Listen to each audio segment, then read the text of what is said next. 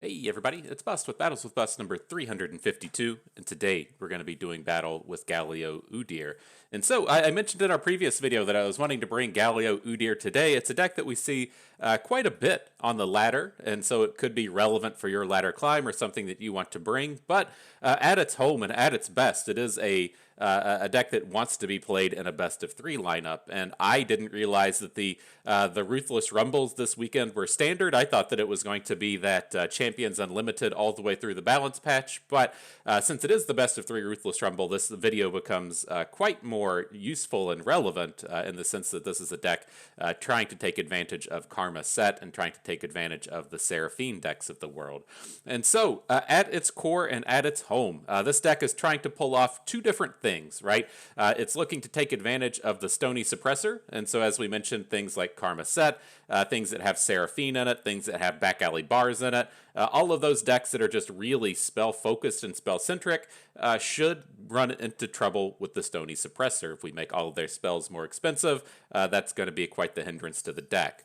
But what I think on a grander scale and what these decks are really trying to do is make your opponent's removal terrible. And so if you look at a deck like Karma Set, it's going to be playing a bunch of burn spells. These decks tend to play the full sets of things like Mystic Shots and High Notes, and so they're dealing a lot of 2 damages. They'll have a handful of things like Aftershocks or Piltover Tellstones to generate Aftershocks, so they can pretty reasonably deal 3 damage, but that tends to be it. They may have a Hexbliterator, but they aren't playing the big removal spells like Vengeance that can come in and just kill off anything. And so if you kind of took note of the spells that we were talking about, they all deal 2 to 3 damage, and so if we can kind of maneuver our units to have more than 3 health, then our opponent should need to play 2 cards onto our units to kill them, and then that should hopefully be enough to grind down the opponent so they aren't just loaded up on cards at the end game ready to pull off their big combos. And so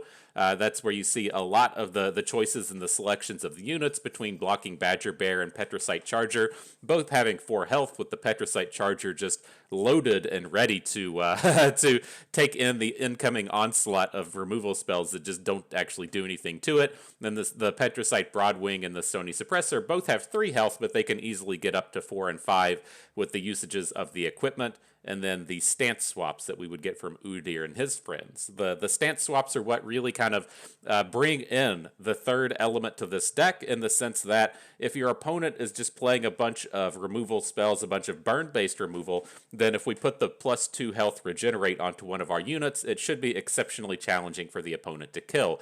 They can't really get into these spots to where they play a burn spell on this turn and then a burn spell on the next turn, because the unit's just going to heal along the way. And so making usages of those stances hopefully come in and neuter the opponent's removal suite. And then between using the stances and the Stony Suppressor, a bit of a non-bow, if you will. Making the stances more expensive isn't exactly what you want to see happen throughout the course of the game, but it's worth the effort, if you will, in terms of getting these combos going.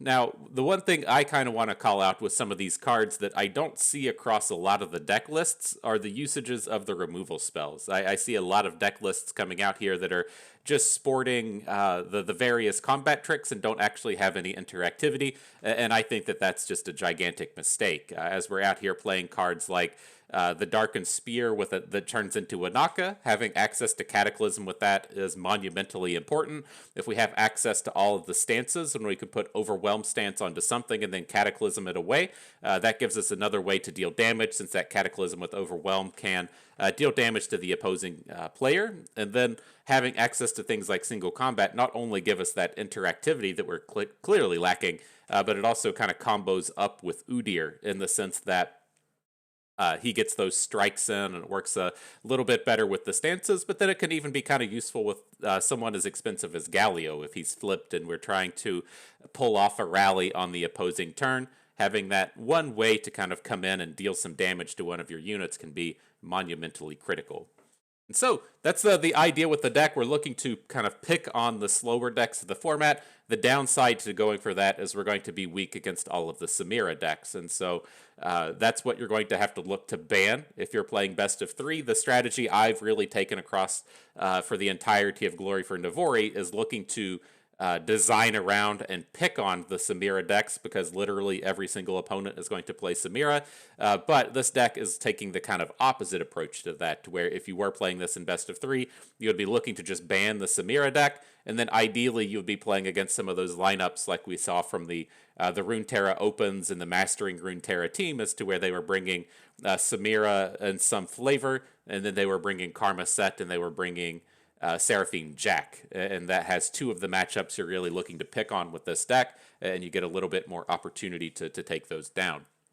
And so do keep that in mind. In the past couple of days, there's been a real rise to the Samira Varus deck, which is going to be a nightmare for this one. And so if we run across it on the ladder, we might end up struggling. But again, if you're taking this into the Ruthless Rumble this weekend, that's something that you could just easily ban away. And so that's the deck. Let's go ahead, jump on into battle, see if we can't get ourselves some good games. Yeah, I was really surprised with that Ruthless Rumble. It just kind of hit me out of nowhere. I was kind of excited. I thought we were done with best of 3, and then I went to queue up, and then it was just there, and I was like, "Oh, awesome! I'm glad I didn't delete my best of 3 lineup because I was pretty excited to come in and take it to battle." Now, one of the things I will say in that Ruthless Rumble that I played, I can't remember if I beat Galio Udyr 6-0 or if I was 5-0 against it, but I know that in the final rounds of the battle, I played against the same guy in 2 matches in a row, and I 4-0'd his Galio Udyr deck with our lineup. And so it was a bit of a bummer for him, I'm sure, but I think it was something worth noting as we're out here playing Galio Udyr, and I just completely dominated that guy. Words of wisdom, words of advice, words of caution, if you will. Words of caution are probably what we're looking to call what happened there, but you gotta say it, man. You gotta let the people know. Came in and just crushed that. Got a cat trying to sit on my feet. I'd like this to not happen.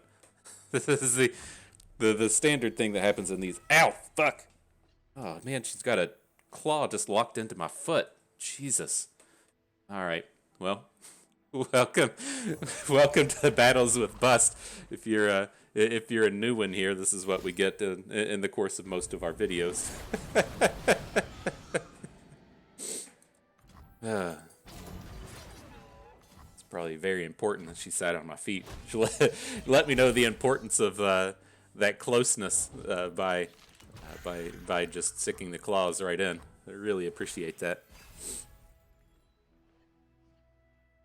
All right, well, let's see what we can do here. Back into the action, up against Deep. We do have ways to come in and kill off this Sea Scarab. This is the most important unit that we're going to see out of the opposing deck, but I don't feel like it's really worthy of dealing with right now. I think we can get all of these units on board and then just hook it out of combat on the next turn. God, this cat's just sitting on my feet again. Move. Move. Oh my god. Why does life have to be so hard, everyone? That can't be comfortable for anyone. I don't think I'm crazy when I start to say stuff like that. I think that, I don't know, maybe cats just like want to get sweaty. They want to get wet. History would tell me that cats do not, in fact, want to get wet. But I don't know, maybe foot sweat's different. All right, but what do we got going on here? He's bringing in Soul Harvest onto the bird. Not particularly excited about that. Let's see if we can't slap off a single combat and get the unit out of the way. And then if he comes in with like a Drain, whatever the Drain card is called, we should be able to still survive it through the Elixir of Iron. Not a bad place to be. Here comes the Thunder. Opponent's probably not dealing with this shit. He doesn't have cats trying to lay on his feet. All right, and Maokai comes in. I would like to get Maokai off the board next turn if we can. Just having access to 2 blockers is a bit annoying when trying to deal with that. How close are we to the Mega Tusk flip here? 4 away from Deep, so I would most certainly just assume opponent is going to hit Deep next turn. I feel like that's fairly... going to be a fairly easy thing to have happen. But how do we want to go about this? It's like I kind of like hanging on to Elixir of Iron because it does give us a way to get an additional like +2 damage punch next turn, coming out of these Petricite chargers. But do we need to really even worry about that? I think this is okay. Like, I'm kind of leaning towards just trying to get a bunch of 4 health units on the board.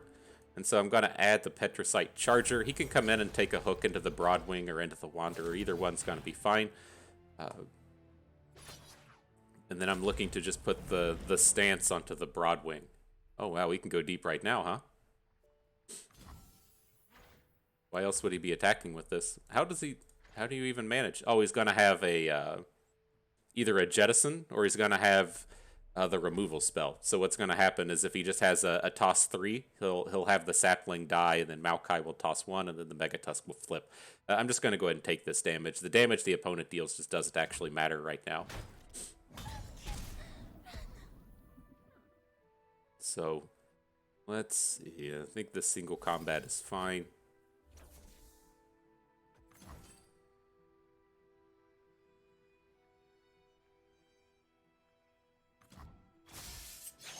Alright, rip Maokai. Alright, well, let's see. How much is Dum Dum heal here? 3, so we need to deal 8 damage on the round. Certainly doable. If his angle is the drain card onto the Badger Bear, we kill through that as well. So there's the Jettison. What spell's in the middle? Is it gonna be a Vengeance? Is it gonna be a Drain? I think we're okay with both. Opponent says, that's too much. That's too much, Bust. You brought too much thunder. Cat sitting on your feet were not enough to shut you down today. Alright, GG. On to the next one.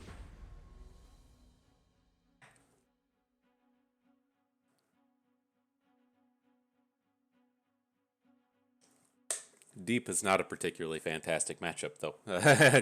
Glad we were able to pull off a victory there, but if we didn't win the game on that turn, then the game was going to be done. And so we got a little bit lucky in that sense.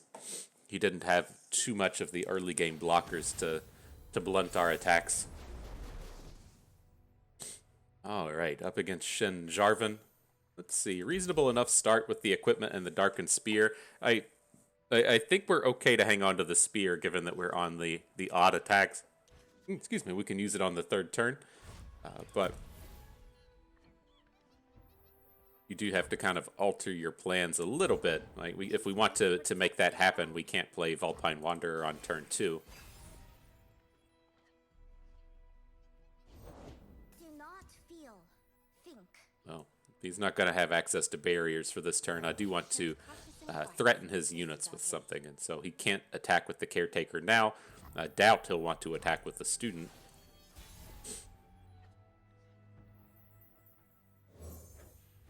Alright, let's boom him, right? Nothing better than a little bit of combat with his Vulpine Wanderer. he's doing the work today. So there's a lot of times you have to stop and think if you would want to actually just pass here, since we're up against such a unit-focused deck. And I would not just pass the turn and skip over the attack here. We're definitely not attacking into this board. That got gruesome real fast, but that's not a very beneficial place to just pass and let your opponent bank up that mana, even though he is really investing in all of these units.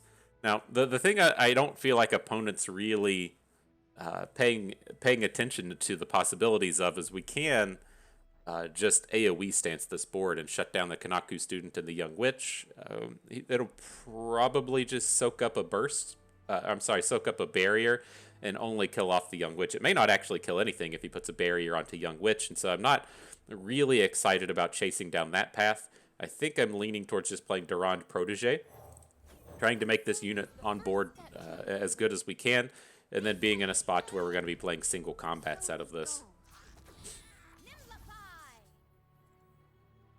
So it's like, if we want, we could say put the blocks down here. Let's just put this forward. I'm not too worried about taking the damage.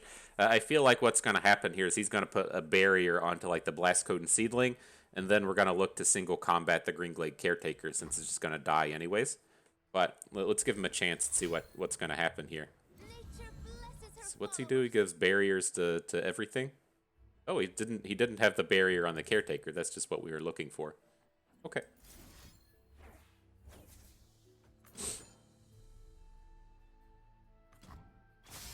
Nice.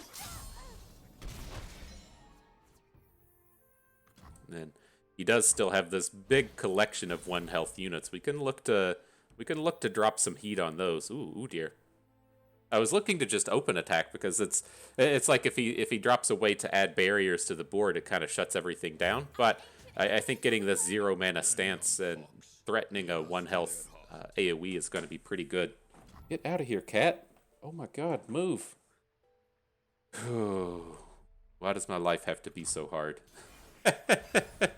Just non-stop feet sitting. I'll have to pause the video after this game and just deal with it. But alright, that was a much better bank on the previous turn. He banked like 1,000,000 mana there. That felt pretty good.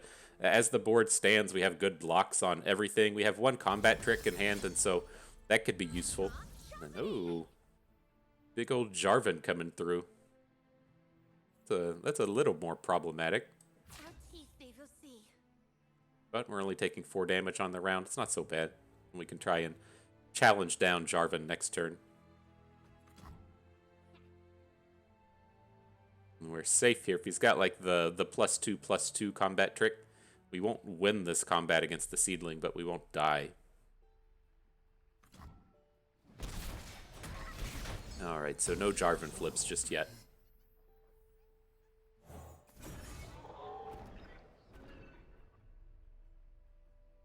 Coming for you, J4. Gotta get you out of here.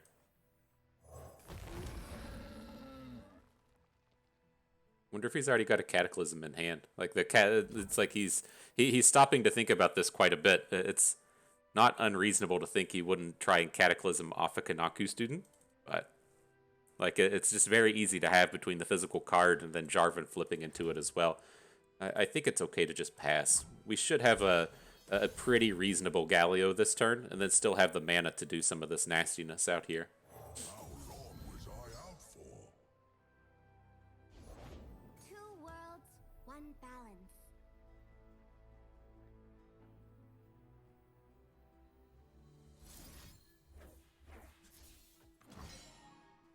Where we at? We're at the flip for Galio right now, which is, it's not a terrible place to be. I was intending on just trying to take down the Jarvan, but maybe it's good enough to just pass. Gotta wait and see what he does.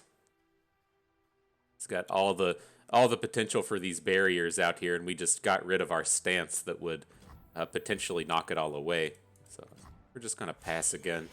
No rest until the battle's won. It's like we have so much we can do with all of our mana. It doesn't feel like we really need to just be slamming in here.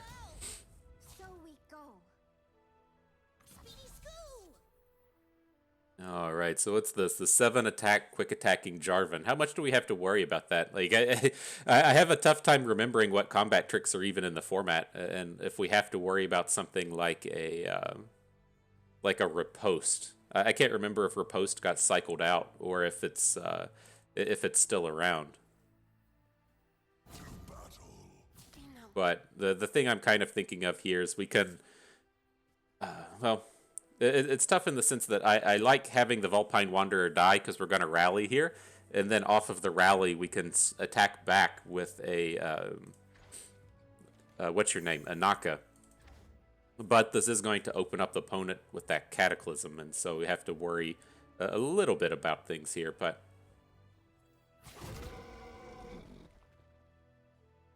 let's just stop there.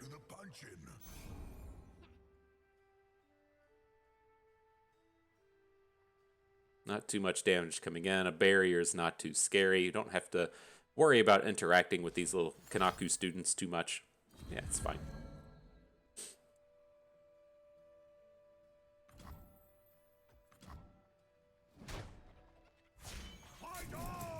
There's that sweet old rally.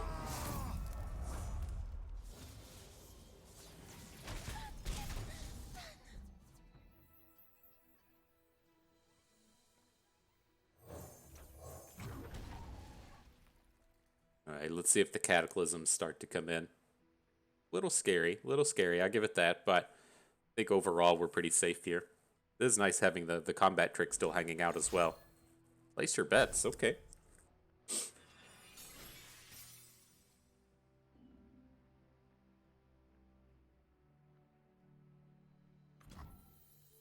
Interesting. Well, here comes the fun squad. I mean, let's see what this brings forth. I was hoping. You always hope you hit it big with the Anaka. Didn't hit too hard with the Vulpine Wanderer, but this should still be a pretty powerful turn. We're gonna kill off a ton of stuff here, and then be ready to attack again next turn. Anaka is the key card off of this one.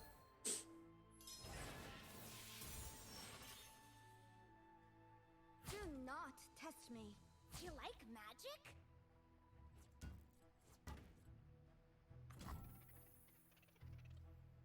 Interesting. I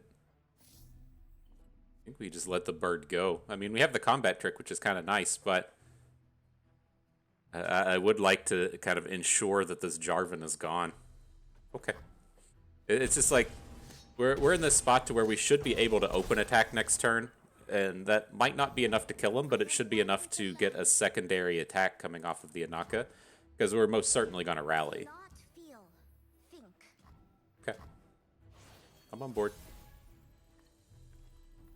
Victor spirits.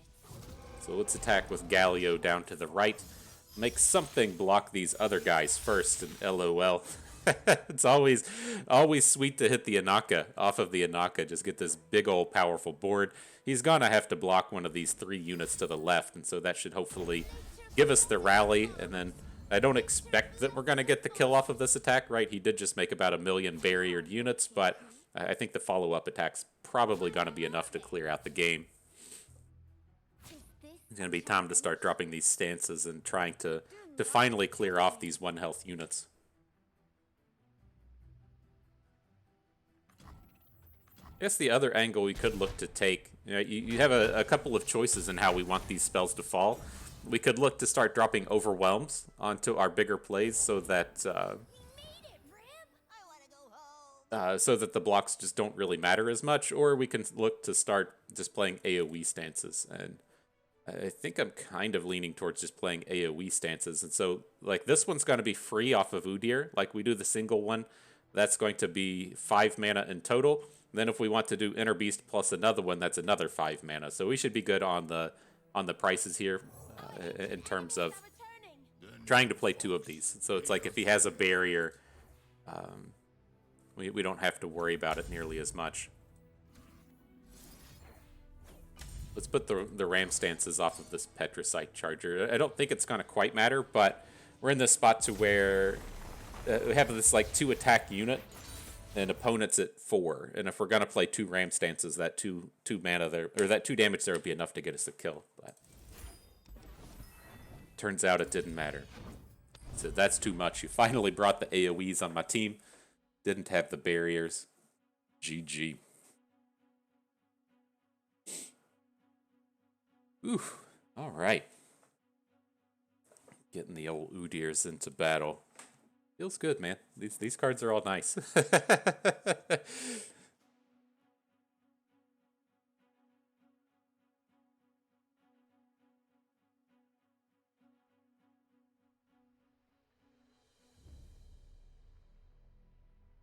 All right, opponent has been found. Let's see what's up. Ooh, Samira Fizz. Now this is not going to be a particularly easy matchup for us. If you think how we had our other decks designed with Samira Fizz in mind, even just looking at our Udyr Jarvan deck, we are playing the 6 removal spells. So we had the single combats and the fish fight. We're playing the blocking Badger Bears to the fullest extent, like we have here, but we look to have a little bit more focus on the challengers with the little challenger birds running around, and then having things like Vulpine Wanderers to present more of those AoEs to the opponent. And so just a little bit more tuned to deal with this stuff than this deck is. This is a place to where you could kind of imagine Stony Suppressor being an okay card, given that it really slows down things like Samira's flares and slows down Fizz, but it's pretty manageable from the opponent's perspective.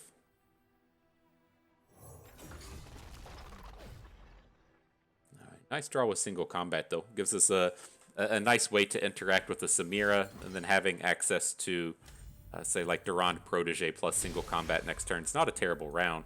We see the path. Why are you here? Okay, this is why I wanted to get the block in. I would like to get this Coral Creatures just cleared away. Oh, did not expect Brazen Buccaneers. Alright. Hitting up the brash Vestayan Disciple. Good thing we have all this toughness, right? We can get in front of the brash units. Sure.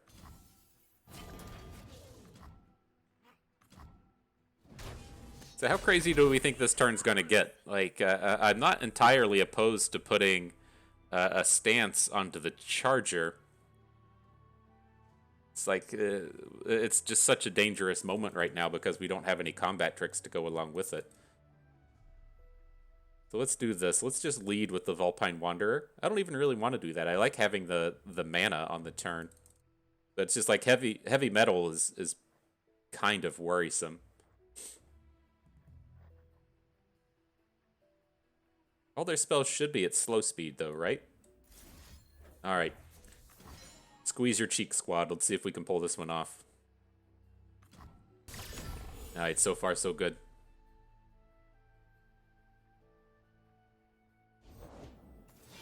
And an Inferna. Okay. Very, very valid target for this single combat. Don't want him just drawing a million cards off of this thing. And so, excuse me, I'm just going to go ahead and lead with it. Make him put in the work if he wants to draw off of these blunders.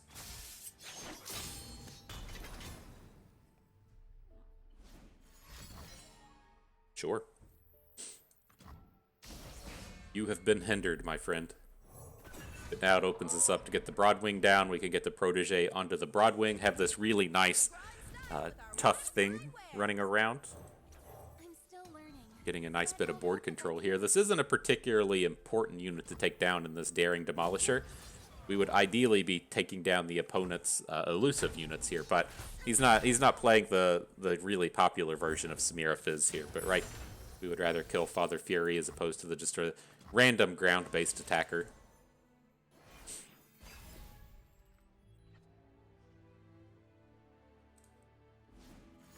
All right, and then are we gonna build up to this Cataclysm Anaka? I'm kind of interested, but this is starting to be a pretty good board for an AoE. Let's see if that comes together or not. We will show them where their spells can help. So we'll play the unit. We're going to play Galio next turn, and the intent is 2 turns from now to have access to both Anaka from the Darkened Spear and Cataclysm, but we might find ourselves just preferring to like put an Overwhelm stance onto something.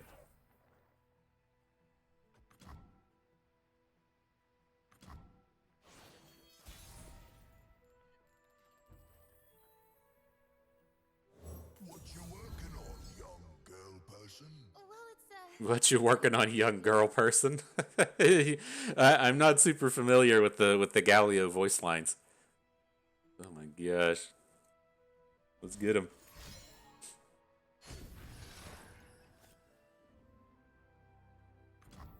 Interesting. It's like there's so much potential in this 1 damage AoE, but I think our attacks are just too good at this point.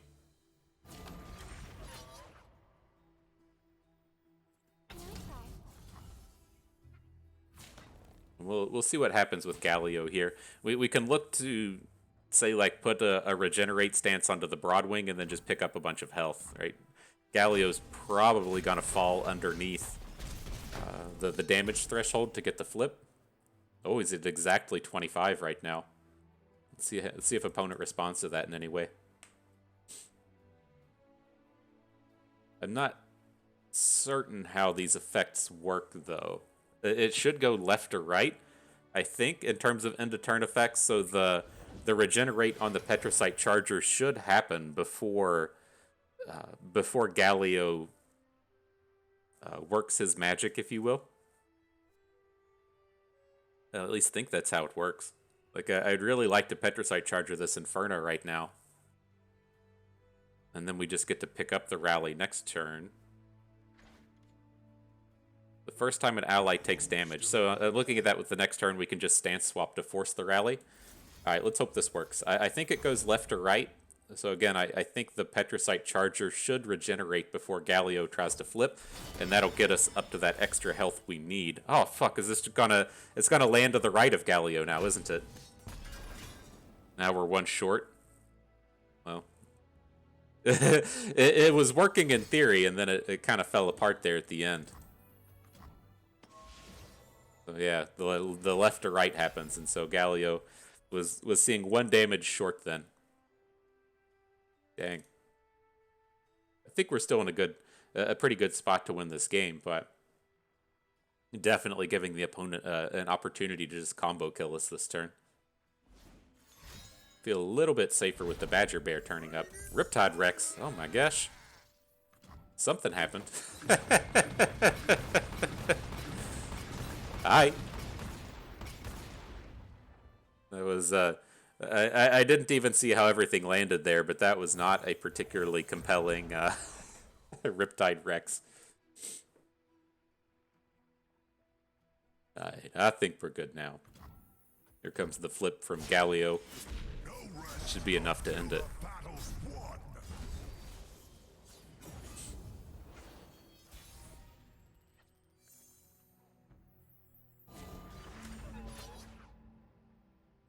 Another project? Alright, so I want to hook the Riptide Rex with the Broadwing just to make sure it takes damage.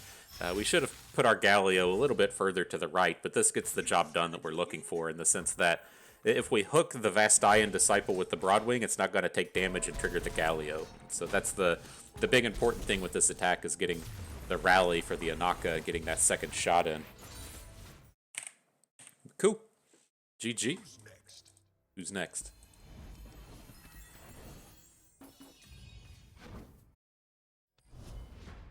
Alright, next battle. My game break? The hell?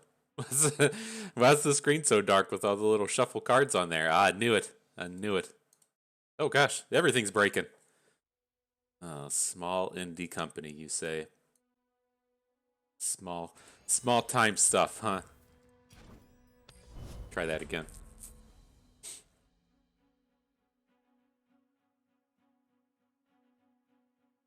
I think it's actually fascinating. They get the...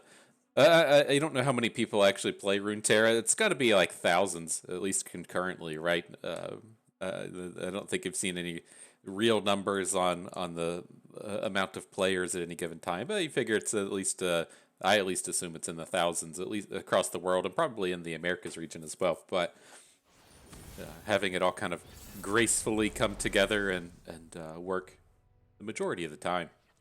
It's a modern marvel, if you will. All right, though. Into the next round. Doing battle against one of those decks we were trying to battle with against Set Jack. We'll see if maybe Stony Suppressor turns up at some point. We haven't seen that unit today. And so, you know, this is certainly one of the places where we would prefer to have it.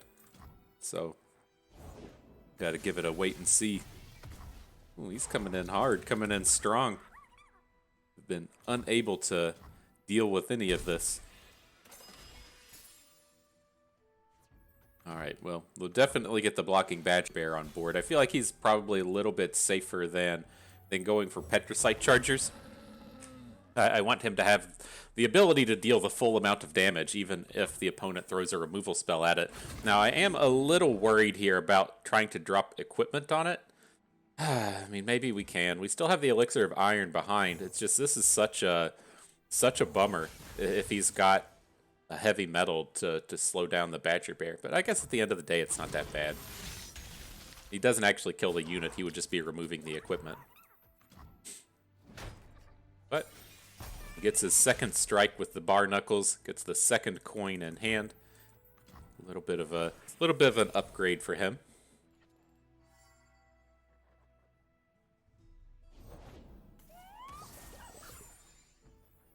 Ready now. I got this 5 health Petricite Charger ready to get in the way.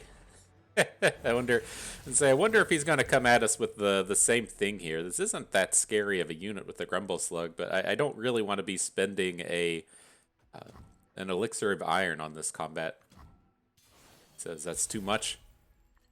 I don't want none of that.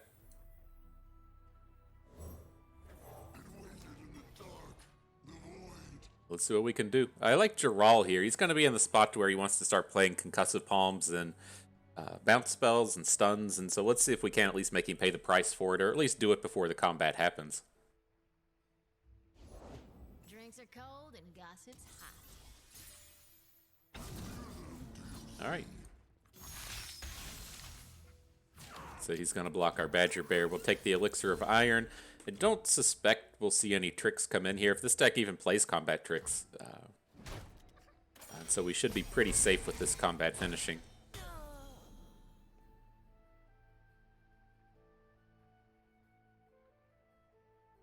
Right. Well, we'll just load up the board with stats, and we'll get our friend Galio down 2 turns from now. Hopefully he'll be enough to end it. Dude is getting quite the mountain of coins in here, though. Right, he's got 4 in hand at this point. Gotta worry about what's coming out. I've got both.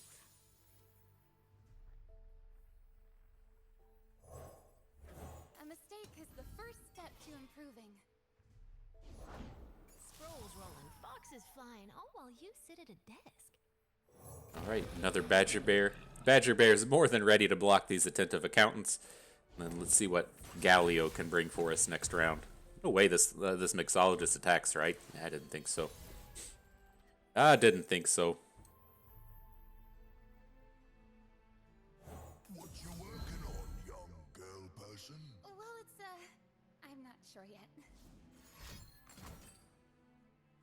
All right.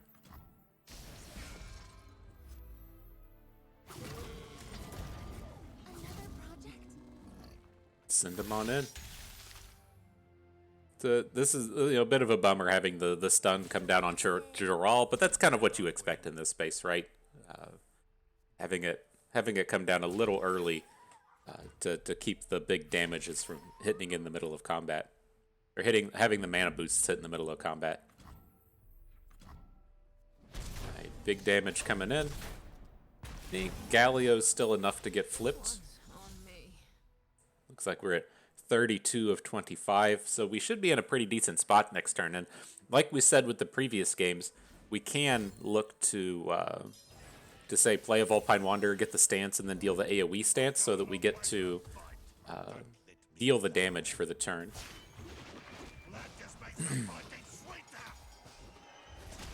Alright though, Jack gets the flip, coming at us with a bit of the Mistfall. The first time each round an unequipped ally is equipped, you refill 2 spell mana. I've been curious if that card would ever get the chance to pop off. It's like now that it has the tutor effect attached to it, to where it summons the equipment, it gives you a little bit more opportunity to have it not be terrible. I hate to say it that way, but it hasn't really found the card to go along with it. But I would suspect that if we ever get to the point to where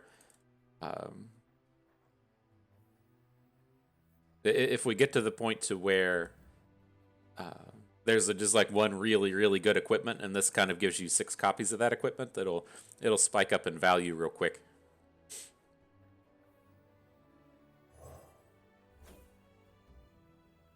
Alright, let's see what happens. I kind of figured what was going to happen with this turn is we can add the Wanderer. Somebody's going to have to block Jack, and then we can play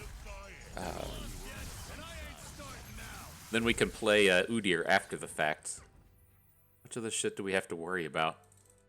Well, let's make him act now.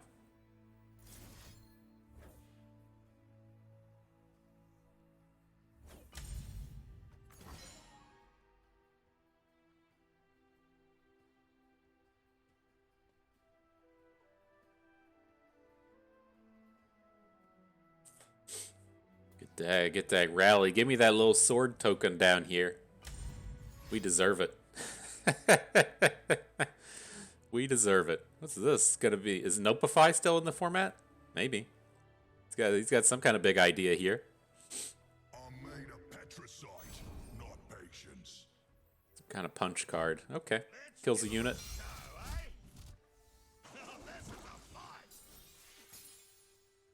Haven't hit you with my good arm yet.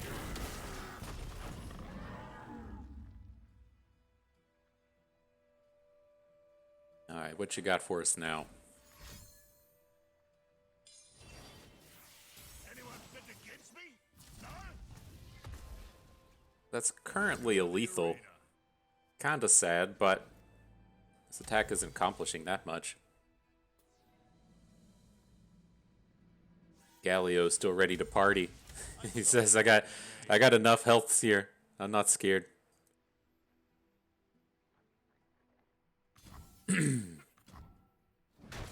Alright, so we don't have to immediately attack now since he shouldn't be like burst speeding the showstopper, so I think we have the chance to add the Petricite Charger. We're gonna be short of lethal though. No, we're not. He only has 2 blocks. If he blocks the Charger and the Galio, we'd have enough to get through. Oh, this is gonna be bad, isn't it? How bad is it gonna be? I mean, realistically, at the end of the day, he's gonna have to throw away his entire team, and then we can. Even if we don't get the kill this turn, we should kill off his whole board, and then we'll more than easily be able to end the game next turn with a Naka. He says, that's too much, though, Bust. That's too much. You did it without the help of Stony Suppressor. GG. That was fun. So who's next? All right.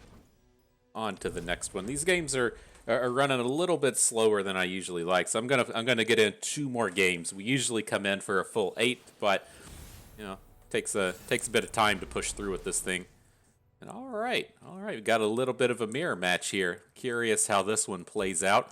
So it's kind of tempting to hang on to Udyr, but I can tell that this is going to it's going to be like a real snowbally kind of match, and I feel like if opponent opens with like a Broadwing and then an equipment or something, and then just gets to shut down our whole board, we're going to fall behind pretty quickly. And so I think we just want to hang on to our cheap units and look to get a little bit more interactivity.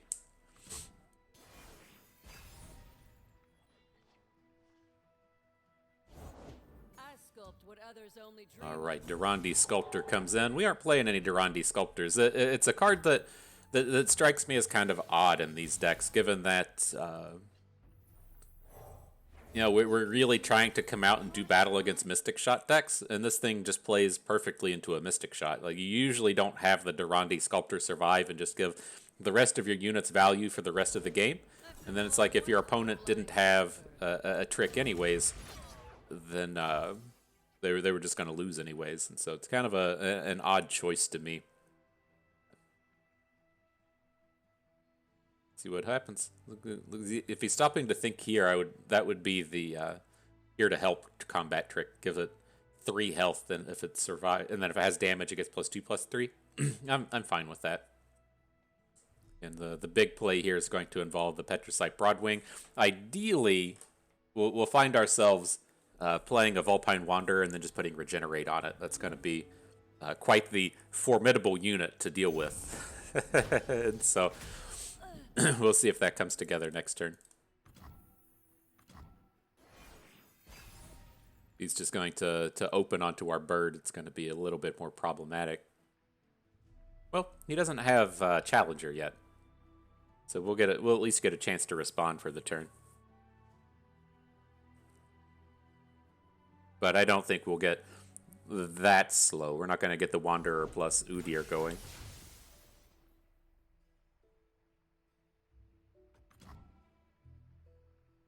Interesting.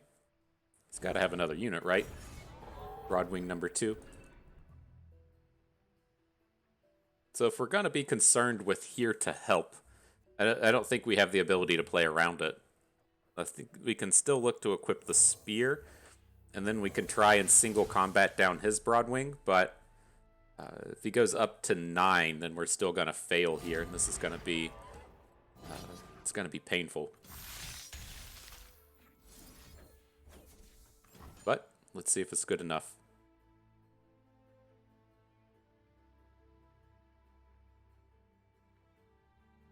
Just don't think we can get away from it.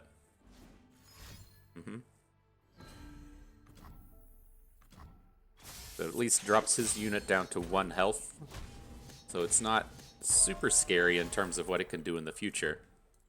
At least a manageable unit size.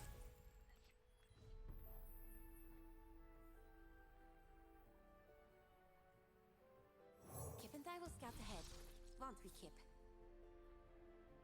Not planning on stance swapping here. I want to get the Darkened Spear onto our Wanderer and maybe attack with it. Then we'll look to start playing Udyrs and Ulseers to get these stances down for free. Stony Suppressor ready to do her thing. Look out. Look out, Stony Suppressor's here. I think we probably just want to pass the turn at this point. We'll see if he comes at us with anything, but getting the free stance next turn with Udyr is kind of appealing. We follow the old ways.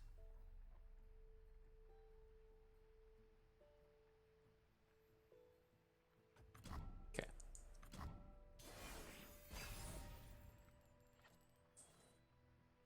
Stony Suppressor number 2. Not who we were looking for. Let's see if he opens. I think we can turn the corner pretty quickly with Udyr and with the Ulseer if we're able to get him down. He's about to to start popping off here though, so we need our expensive cards to really count.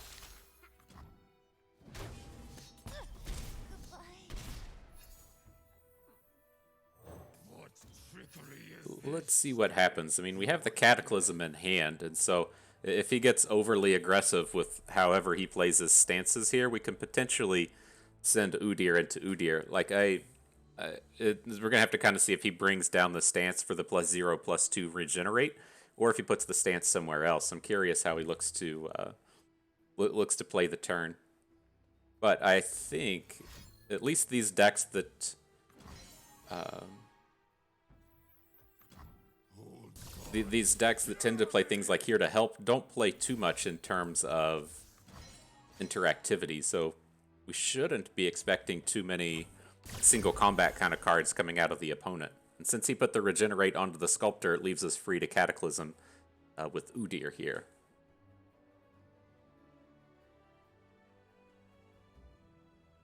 Is that what we even want to do, though?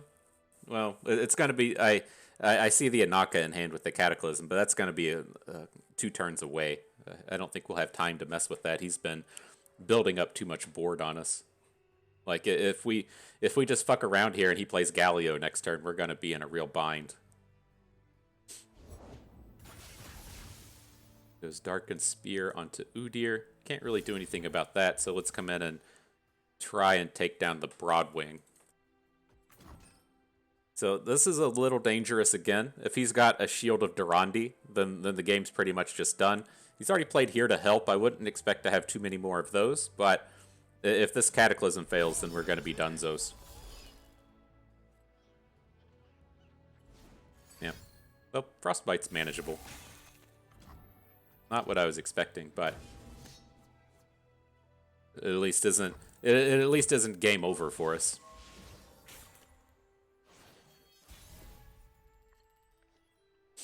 Now we draw our own Galio.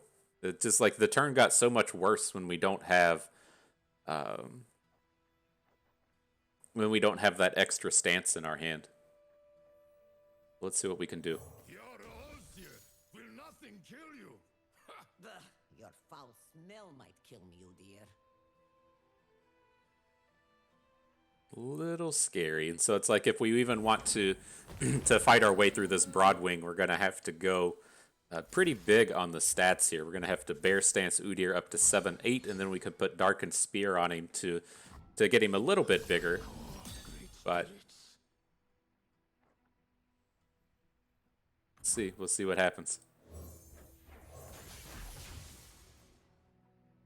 Let's see whose bear man is the meatiest of the bear men.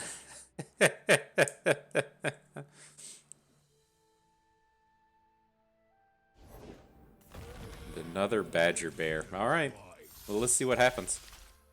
We survived the previous turn. I have to imagine if he has the combat trick on the previous turn. Oh my gosh, he just got it now.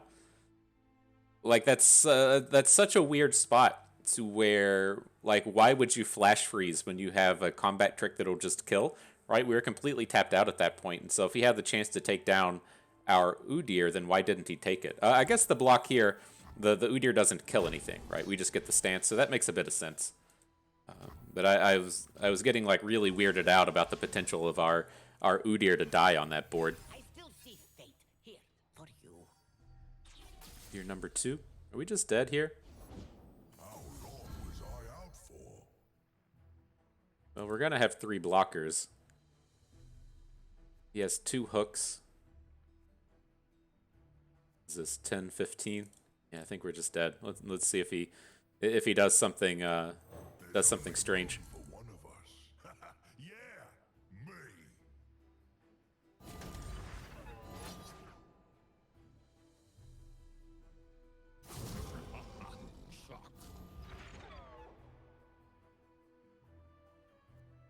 It's 15 on these middle units, and so we'll be pretty short anyways. I think the hook's gonna come out wide. Yeah, but man, that's tough if you see how that game went down, and we ground them down pretty well, right? As it stood at the end of the game, we had like 3.5 cards in hand of their 0, but those cards that we had in our hand were Stony Suppressors, and they weren't enough to make an impact on the game.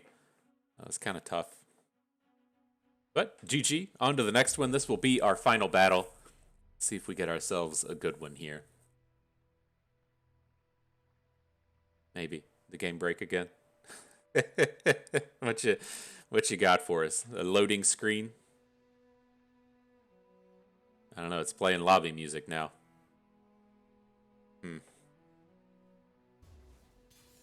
All right. Seems like we're in game. And what do we got here? Caitlyn Annie. So this should be a control deck, not a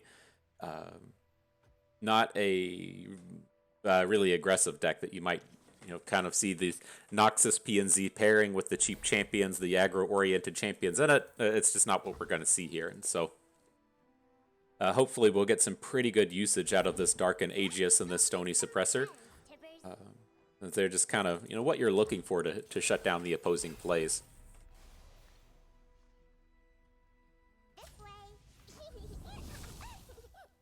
All right, Annie getting that start, though. Can't quite drop the Suppressor. We're going to have to lead with the Broadwing because we want it to have Challenger next turn, but the Suppressor should be coming down right after.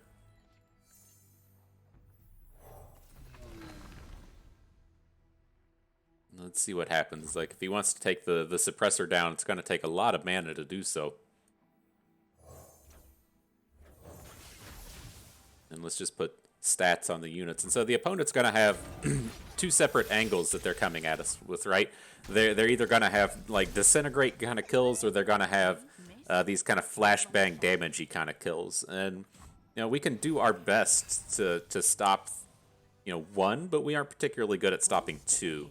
So I was curious to see what kind of plays opponent would make there, if they'd want to start making a Disintegrate play onto our dudes, and then they just didn't do anything. And so it was kind of odd the way that came together, but I like getting the stats on the units in our deck with the Stony Suppressor, because as we were talking about in the beginning stages, as to where a lot of the removal in this format's damage based, then we can come in and shut down some of these Piltover Peacemakers. We can shut down some of these Mystic Shots just by the units being slightly bigger. So it's a useful thing to have those bonus stats within our deck. The thing to note here, though, is the Darken Aegis will stop flashbang traps, but what's he doing here? I'm just gonna switch these. It's like if he's trying to make a play, and we just get the surrender. LOL. If he's just trying to make a play with a Scorched Earth, and then we get to heal our unit back to not being damaged, that should be pretty critical. We got it in. We won the game. GG. so we can pull this up and talk about it a little bit more.